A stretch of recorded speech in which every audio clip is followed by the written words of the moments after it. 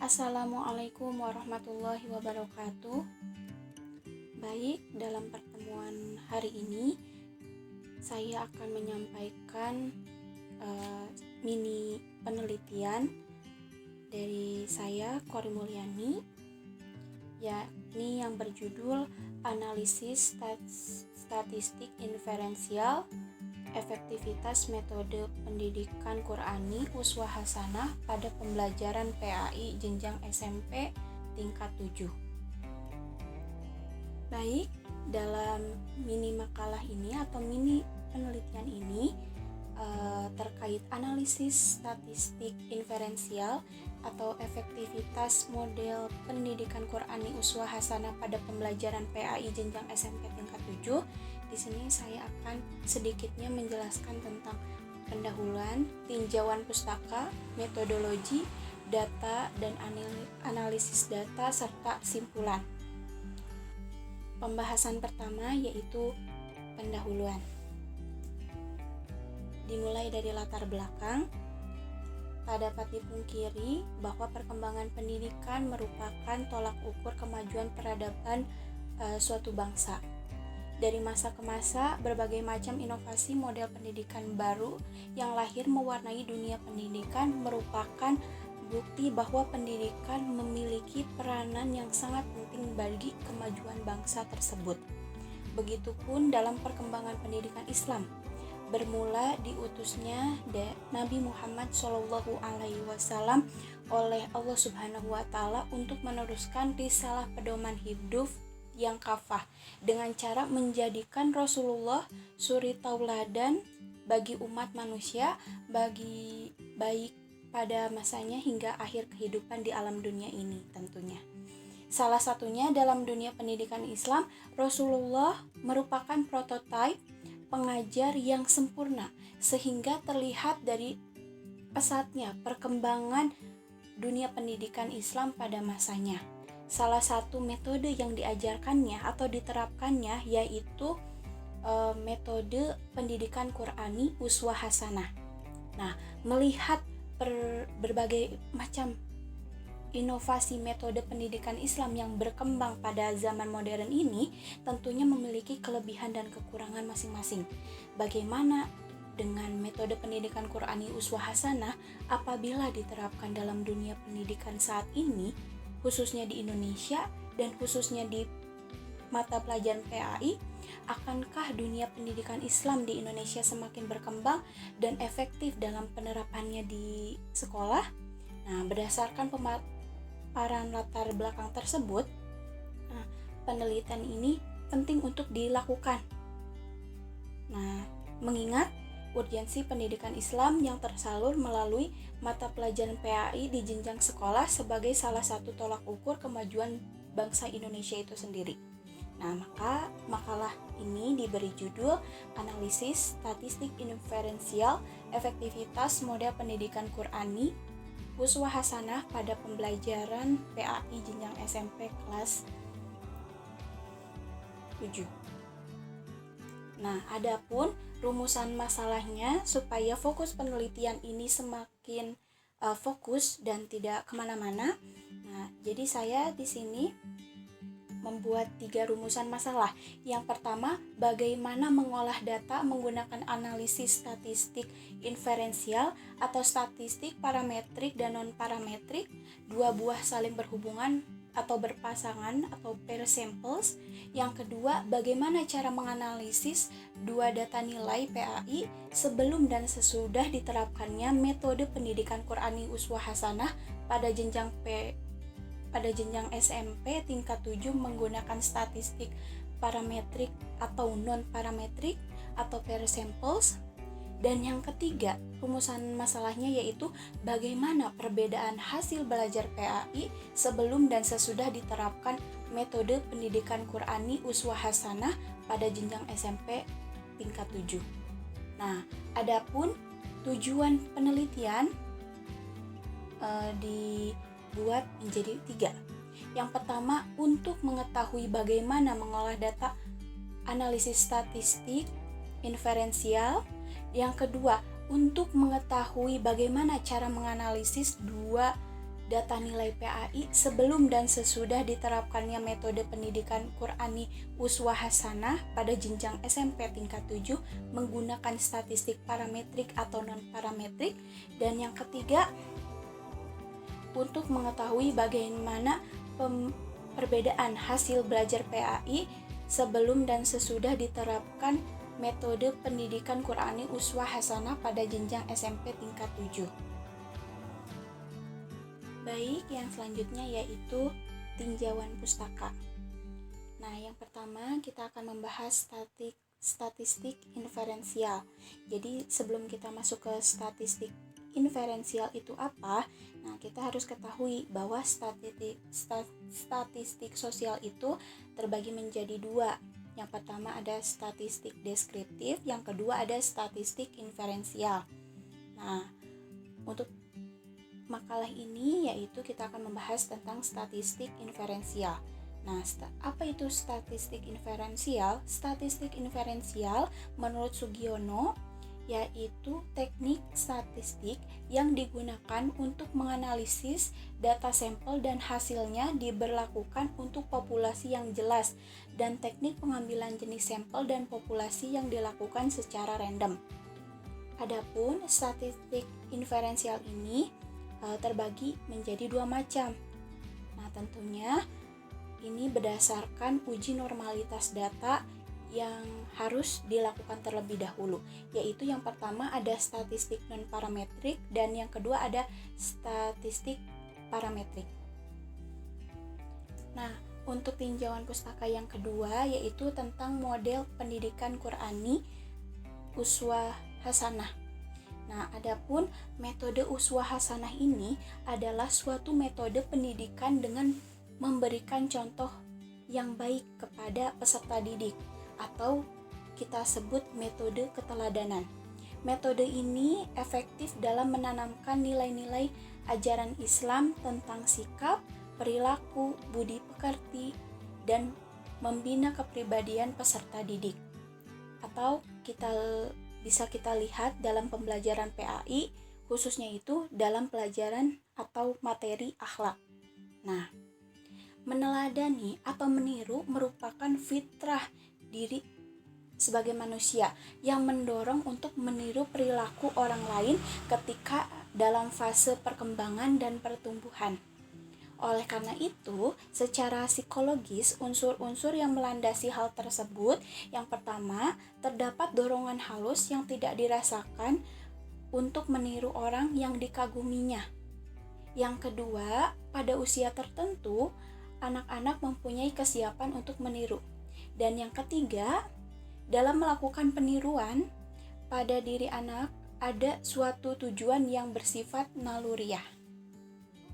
Kemudian, adapun langkah-langkah yang digunakan dalam metode Uswah Hasanah ini sebagai berikut. Yang pertama, sebelum mempraktekkan metode ini, seorang guru atau pendidik itu terlebih dahulu menyampaikan pesan-pesan nilai sebagai isi dari pemberian akhlak. Yang kedua, menguraikan sifat-sifat terpuji dari baginda Nabi dan orang-orang yang soleh. Kemudian yang ketiga, menunjukkan perilaku-perilaku terpuji yang harus diteladani. Dan yang selanjutnya, memberikan contoh model perilaku terpuji dan keuntungannya bagi orang-orang yang perilakunya diteladani orang lain.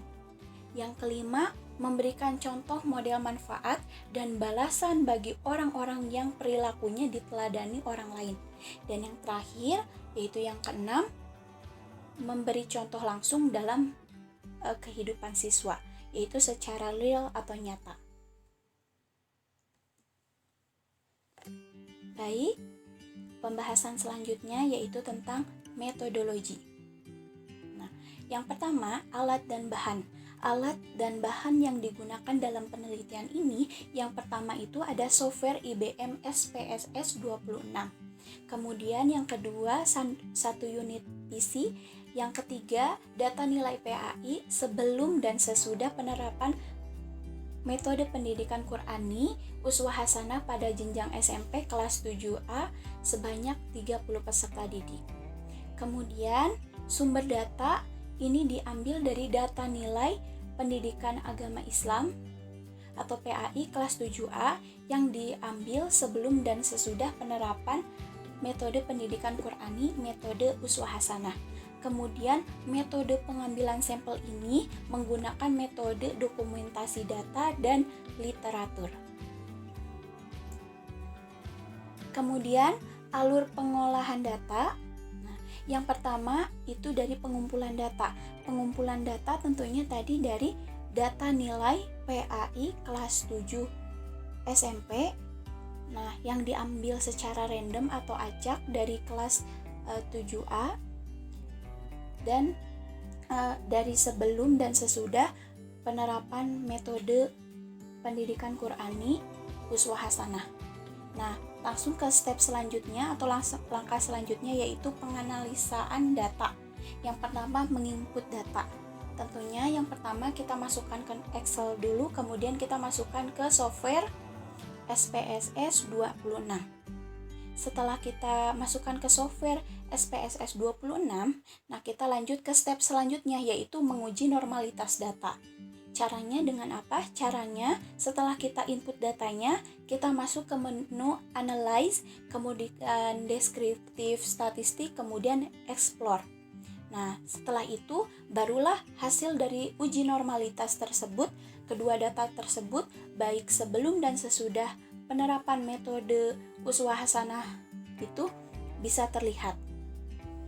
Nah, dalam uji normalitas data itu bisa dilihat berdasarkan dua macam metode. Yang pertama dari Kolmogorov, Smirnov, dan Shapiro-Wilk. Nah, jadi kita lihat dari nilai signifikasinya. Jadi apabila nilai signifikasi dari kedua macam tersebut, metode tersebut itu lebih dari 0,05, maka distribusi data tersebut itu tidak normal. Jadi next step yaitu non-parametrik atau uji Wilcoxon. Nah, kemudian apabila jika nilai signifikansi atau probabilitasnya itu lebih dari 0,05, maka distribusi data tersebut itu normal, sehingga next step atau next langkah yaitu parametrik atau per sample test. Nah, setelah diketahui apakah distribusi data tersebut normal atau tidak, maka selanjutnya kita merumuskan hipotesis. Nah, hipotesisnya jadi H0 yaitu tidak terdapat perbedaan kemampuan pemahaman PAI siswa sebelum dan sesudah mengikuti pembelajaran dengan metode uswah hasanah. H1 terdapat perbedaan kemampuan pemahaman PAI siswa sebelum dan sesudah mengikuti pembelajaran dengan metode uswah hasanah. Jadi hipotesisnya jika nilai signifikasi lebih dari 0,05 maka H0 diterima. Jika nilai signifikasi itu kurang dari 0,05 maka H0 ditolak. Kemudian kita next ke step selanjutnya yaitu menguji hipotesis. Nah, di sini dalam tanda kutip apabila distribusi datanya itu normal. Jadi kita next ke parametrik atau per sample test. Nah, caranya seperti apa? Caranya dari setelah kita menginput data, kita sudah uji normalitas, langsung ke back to awal, kita masuk ke menu analyze, compare mean, kemudian kita masuk ke pair sample t-test. Nah, di situ kita bisa langsung lihat hasilnya dari hasil pair sample t-test tersebut. Nah, setelah di situ kita melihat hasilnya, hasil dari pair sample t-test itu, nah di situ kita langsung melihat rentangnya. Nah, di situ bisa dilihat hasilnya itu, signifikasinya itu seperti apa, berapa. Kemudian kita bisa lihat nilai korelasinya pun berapa dari rentang berapanya. Dilihat dari koefisiennya. Kemudian barulah di situ kita bisa cocokkan dengan hipotesis. Nah, kemudian kita next ke stepnya, menguji hipotesis apabila distribusinya tidak normal. Berartinya menggunakan uji Wilcoxon.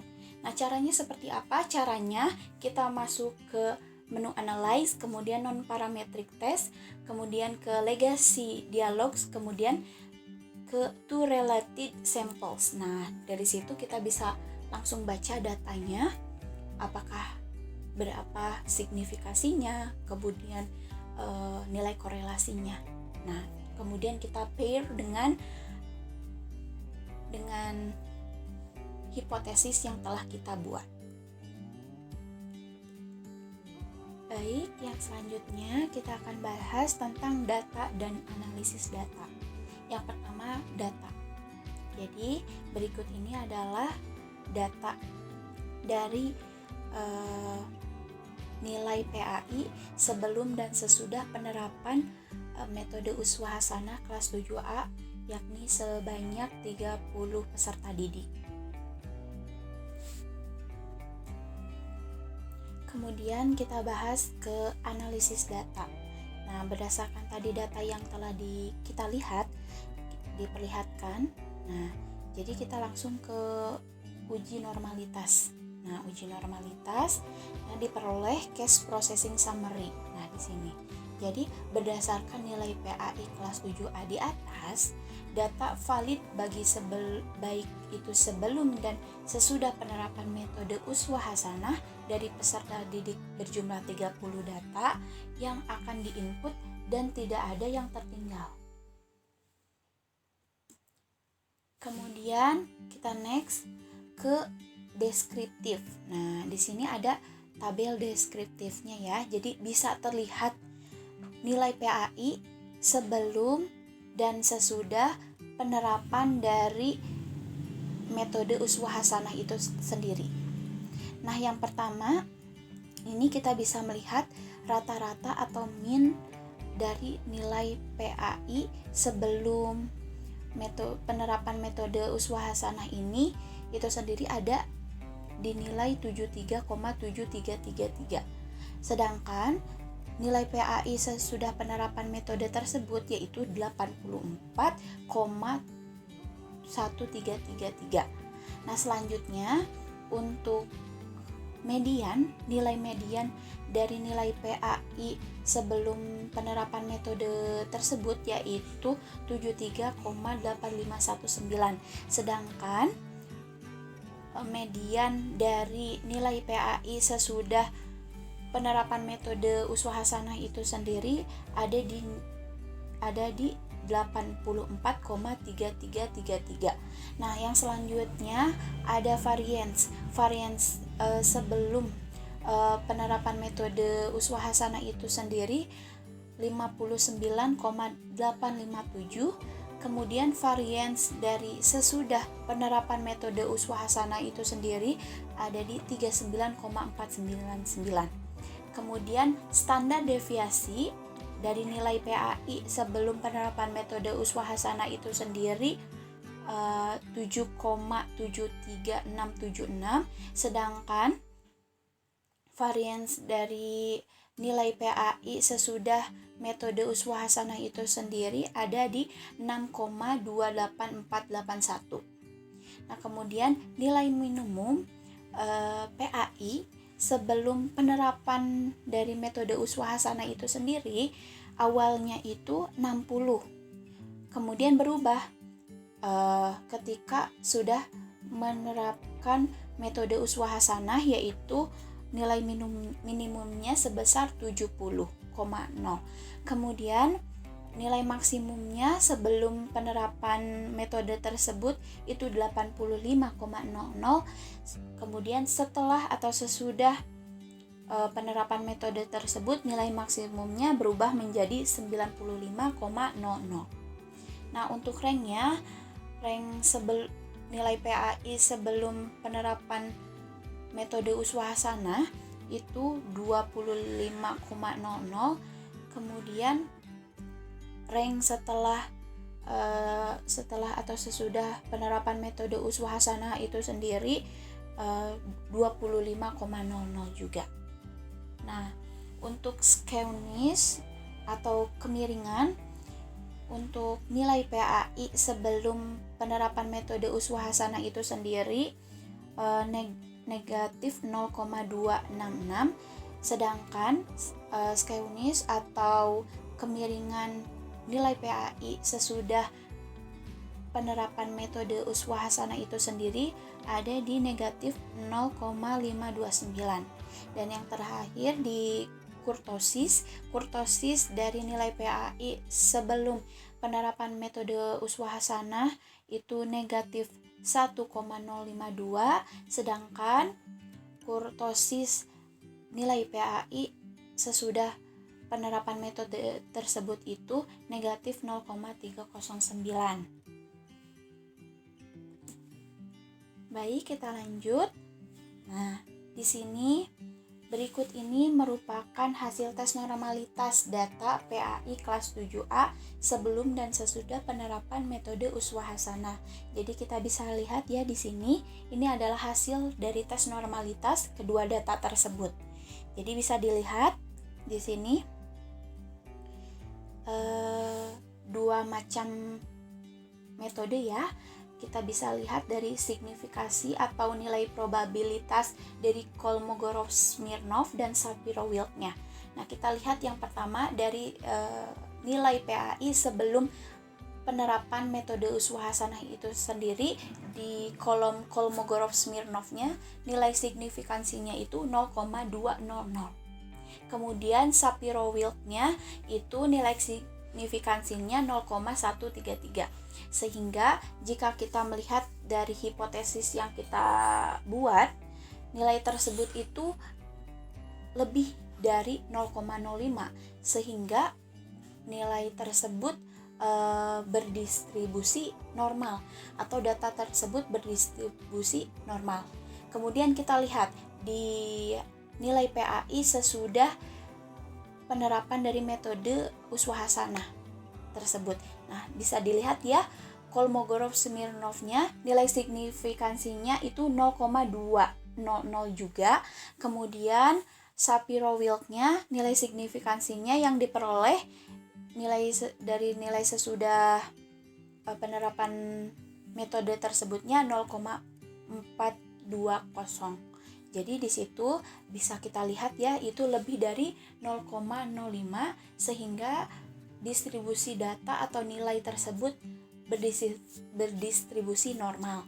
Sehingga kita dapat simpulkan bahwasanya kedua data tersebut baik sebelum dan sesudah penerapan metode Uswah Hasanah ini memiliki distribusi data yang normal. Dan bisa dilihat juga dari tampilan normal QQ plotnya ya. Di sini dilihat data nilai persebaran nilai ya di situ. Jadi titik-titik sebarnya itu tidak terlalu jauh dari garis diagonal, sehingga masih terbilang normal, masuknya ke distribusi data normal. Nah, baik, langkah yang selanjutnya yaitu menguji hipotesis dengan statistik parametrik. Nah, kenapa parametrik? Karena tadi distribusinya keduanya itu normal, baik yang sebelum dan sesudah penerapan metode tersebut. Jadi, sekarang kita buat hipotesisnya, yaitu H0 tidak terdapat perbedaan kemampuan pemahaman PAI siswa sebelum dan sesudah mengikuti pembelajaran dengan metode Uswah Hasanah. H1 terdapat perbedaan kemampuan pemahaman PAI siswa sebelum dan sesudah mengikuti pembelajaran dengan metode Uswah Hasanah. Nah, hipotesisnya jika nilai signifikasi atau nilai probabilitas itu lebih dari 0,05, maka H0 diterima. Nah, jika nilai signifikansi kurang dari 0,05, maka H0 ditolak. Nah, di sini kita juga bisa lihat ya, ada bagan pair sample statistik. Jadi ini adalah hasil dari statistik uji pair sample statistik di tesnya. Nah, bisa dilihat ya, berdasarkan hasil uji pair sample statistik terdapat perbedaan nilai PAI yang signifikan. sebelum dan sesudah penerapan metode uswah hasanah. Nilai PAI sebelum penerapan metode uswah hasanah, peserta didik memiliki nilai yang lebih rendah, yaitu min atau rata-ratanya itu 73,7333 dengan standar deviasi itu 7,73676. Kemudian kita bandingkan dengan nilai PAI setelah atau sesudah penerapan metode uswah hasanah, yaitu rata-ratanya atau minnya 84,133, sedangkan standar deviasinya itu di 6,28481.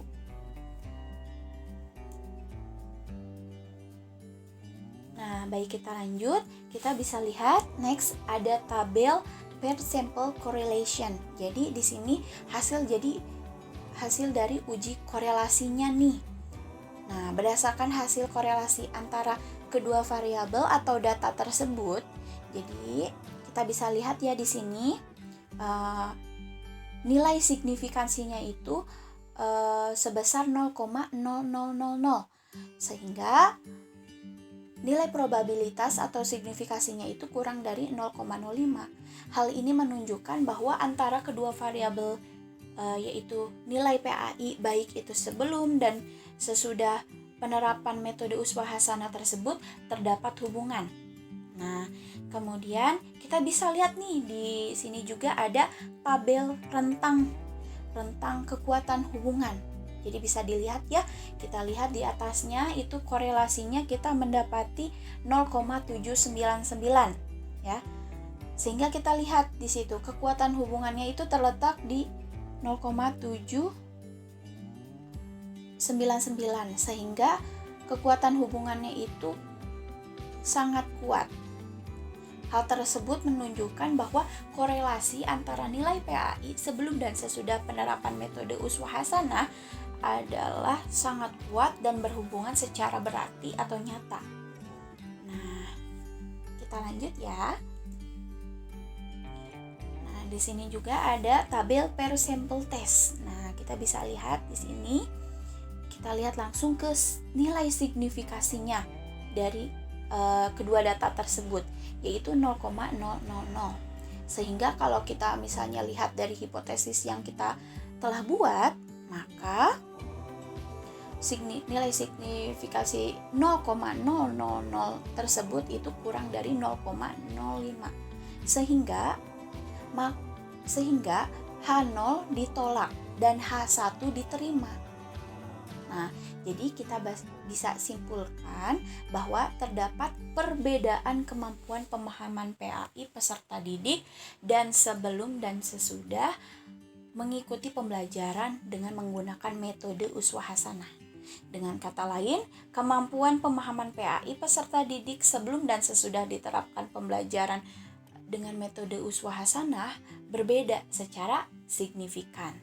Sehingga penggunaan metode uswah hasanah ini sangat efektif dalam meningkatkan kemampuan pemahaman PAI bagi peserta didik. Selanjutnya di sini untuk memperkuat data kita, nah tadi kita sudah uji beda ya per sample t-test. Nah, sekarang di sini saya tampilkan statistik deskriptifnya. Nah, di sini bisa dilihat ya perbandingannya nilai minimum, maksimum, min serta standar deviasi. Nah, kalau misalnya kita lihat di nilai sebelum dari nilai PAI sebelum dari penerapan metode uswah hasanah tersebut itu 60, kita lihat sesudahnya itu menjadi 70 untuk nilai minimum. Kemudian untuk nilai maksimum yang sebelumnya itu 85 menjadi 95. Kemudian untuk nilai min atau rata-rata nilai PAI yang semulanya itu 73,7333 menjadi 84,1333. Kemudian begitu pula dengan standar deviasi. Nah, sebelum penerapan metode tersebut atau metode uswah hasanah tersebut itu standar deviasinya 7,73676 menjadi 6,28481. Nah, di sini pun bisa kita lihat ya. Jadi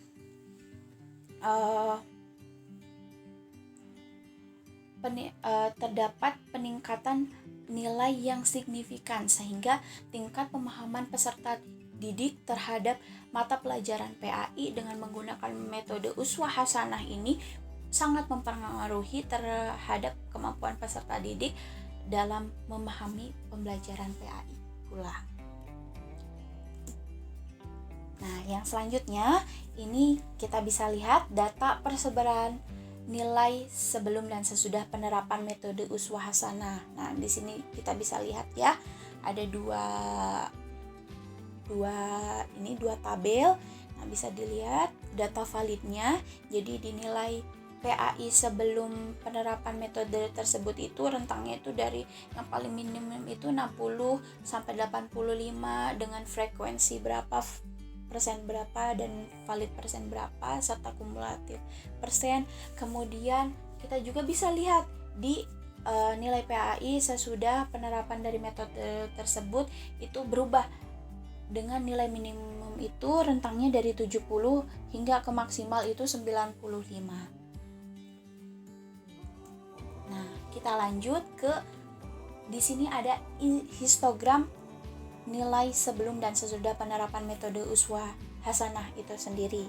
Nah, ini bisa dilihat ya bagaimana histogramnya. Nah, rata-rata nilai PAI sebelum penerapan metode uswah hasanah itu sendiri 73,73 dengan standar deviasi 7,737.